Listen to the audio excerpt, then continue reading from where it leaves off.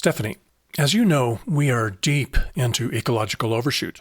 Yes, and with many impacts: climate disruption, freshwater depletion, proliferation of plastic and other toxins, and rapid species extinction, to name a few.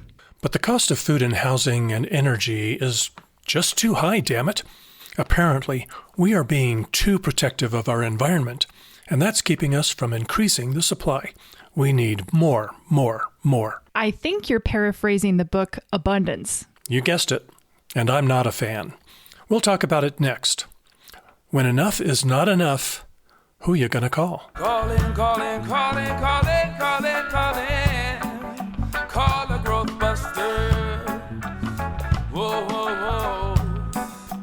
Thanks for calling Growth Busters, the podcast that's making it okay to be against growth, to question it, to highlight the mythology that keeps us worshiping growth everlasting. That's right. We have this one planet, at least for the foreseeable future, and you cannot grow your economy or your population forever on a finite planet. I'm Stephanie Gardner, GrowthBusters board member and sustainable energy advocate. Check out growthbusters.org and find GrowthBusters on YouTube, Facebook, groups.io, and Blue Sky. And Growth Busting on Instagram. I'm Dave Gardner. I directed the documentary Growth Busters, Hooked on Growth, and I'm executive director of the nonprofit Growth Busters Project. Quick news update. We really need a Mr. Beast, a Beyonce, a Taylor Swift, somebody to really spread the word. Could use all of them. And Stephanie, you know how Travis Kelce met Taylor Swift? I don't think I know. He actually mentioned on his podcast with his brother, New Heights, that he would like to meet Taylor Swift. And so word of that got out to Taylor Swift, and she made it happen. So I'm going to try that. Taylor, I'm not asking to date you or marry you, but I would like to meet you. A healthy planet for your generation probably depends on it. So give me a call, 719-402-1400. All right, I think we've just saved the planet right there. Yep, if Taylor's on board, we're good. Yeah. So, Dad, in our last episode, we discussed a fantastic book, The Serviceberry, which is by Robin Wall Kimmerer. And I think we must have fallen into sort of a book theme because this episode is devoted to another book, the book Abundance. Now, before you introduce this book, I have to tell you that it's funny, at the end of May, I was walking on the sidewalk in a small town here in Maine, past a local bookstore, and I saw both Abundance and The Serviceberry on display in their front window. You're kidding. So I think both of these must have joined the environmental zeitgeist this spring, and I think it's really great that we're digging in and investigating these two books. And we both love The Serviceberry. For our listeners, if you haven't listened to that episode, definitely check it out. We had very good things to say. We feel pretty opposite about the book Abundance. So this will be a different style of conversation that we have today. That is so cool. Yes, Abundance by Ezra Klein and Derek Thompson was published in March of 2025, and it's been likened to a manifesto for the left, a powerful vision for what the Democratic Party could stand for in the next election. Now, the book has attracted a lot of attention. Fortunately, a lot of that has been critical. Listening to the authors on the Lex Friedman podcast raised my blood pressure. The book advances what I consider some really dangerous and destructive ideas. Now, I have a confession. I haven't read the book. My request for a review copy was ignored, and I didn't really want to buy the book and reward the authors for writing it. Yeah, I also admittedly have not read the book. I would have read a review copy if they had provided that to us. I'm considering putting a hold on it at the library. We'll see if I decide to read it. And maybe our listeners have or haven't read it. We'll be curious to hear back from folks if they've read it and what they think as well. But I do think we've done a good job at reading a lot of the critiques out there and listening to some of the podcasts featuring Ezra and Derek. So hopefully we can do a good job of teasing apart what the book's about and what they're missing. Yep, that's our intention here. So today we're going to examine some of what must be in the book as represented by statements made by the authors in that interview with Lex Friedman.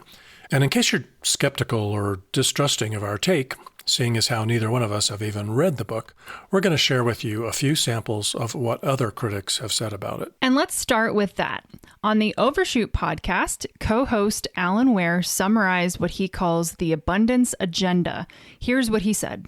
Yeah, and we're seeing more in the U.S. right now, the ascendance of the abundance agenda through Ezra Klein and Derek Thompson of the New York Times and the Atlantic.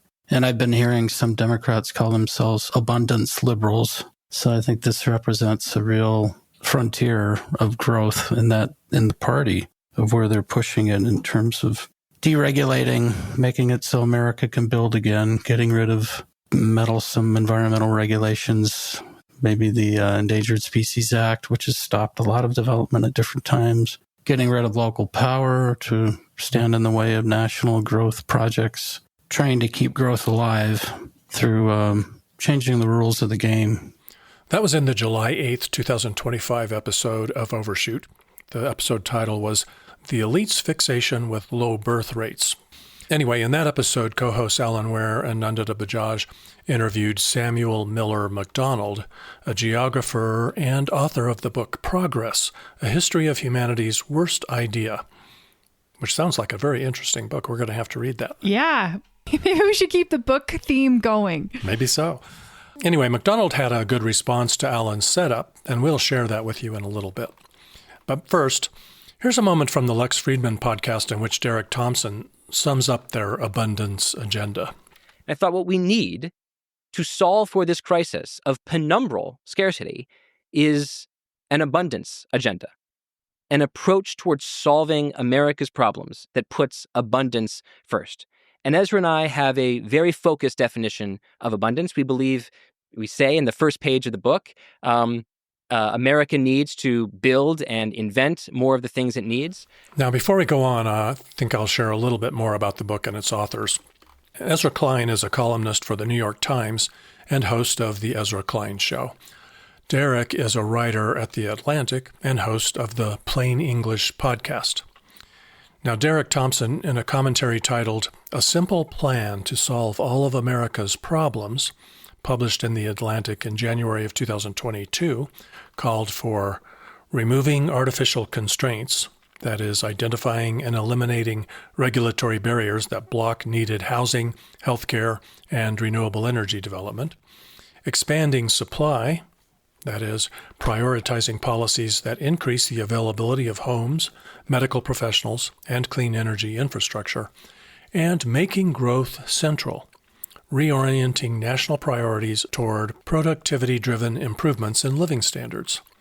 Now, my disappointment in what I was hearing about abundance was enhanced by the fact that I know Ezra Klein to be a liberal, so I mistakenly expected he would respect and love nature. Instead, he seemed to be all about relying on technology and building more stuff. So there's a lesson here. Environmental stewardship isn't necessarily political, not necessarily the domain of the left. And the world certainly has its share of progressive growthists. Thompson did most of the talking about the book in the Lex Friedman Show, but it's clear he and Klein are on the same page. So here's what Thompson had to say about environmental protection. We have rules, zoning rules, historic preservation rules, permitting processes, environmental reviews, laws that we created that have gotten in the way of making abundant the most important material good there is, which is housing.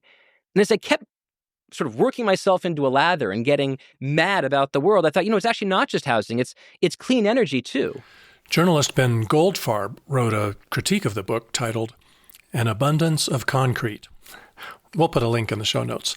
He doesn't dismiss every idea from authors Ezra Klein and Derek Thompson, but he does share some of the same problems I have. And he articulated some of that on a recent episode of the Colorado Public Radio show and podcast Colorado Matters.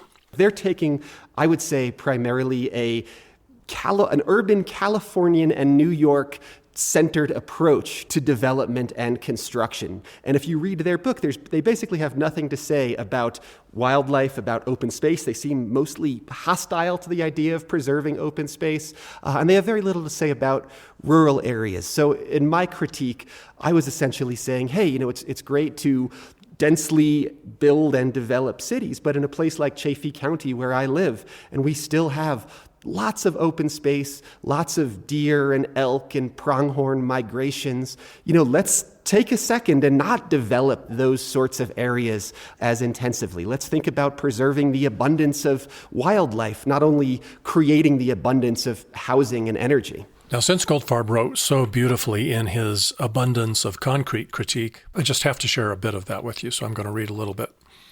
Snarking at abundance has become something of an online progressive blood sport. There's a critique about power, the critique about neoliberalism, the critique about something called solar communism. You might call mine the nature critique.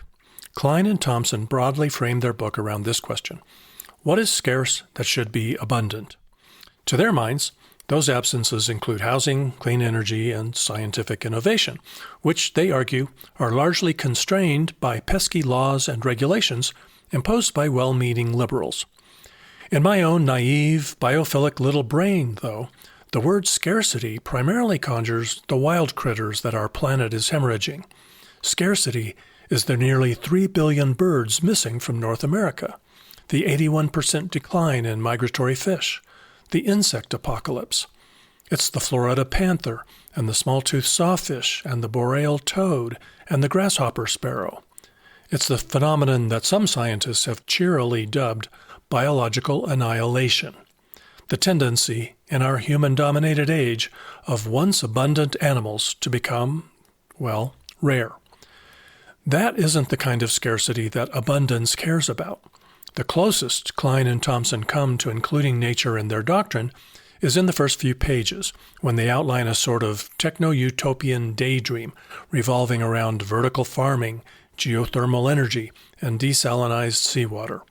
With all the cellular meat facilities brewing ersatz chicken breasts and ribeyes in petri dishes, we'll no longer need to devote a near quarter of the planet to raising livestock, which does indeed sound great. Yeah, yum. Now, those were his words. Yum. I'm not too crazy about beef from a petri dish myself, but good words nevertheless. And he also wrote later on in the piece, alas, the abundists and their allies only seem to think about land as a place to stick more humans. Yeah, I think this idea of a techno-utopia is really interesting, and a lot of a big portion of the environmental kind of movement is really thinking, hey, technology is going to solve all of our problems, and that's the only thing we need to really focus on, right? And Klein, he's definitely in that vein. In 2021, he wrote in the New York Times, "A problem of our era is there's too little utopian thinking, but one worthy exception is Aaron Bastani's Fully Automated Luxury Communism, a leftist tract that puts the technologies in development right now, artificial intelligence, renewable energy, asteroid mining, plant and cell-based meats, and genetic editing at the center of a post-work, post-scarcity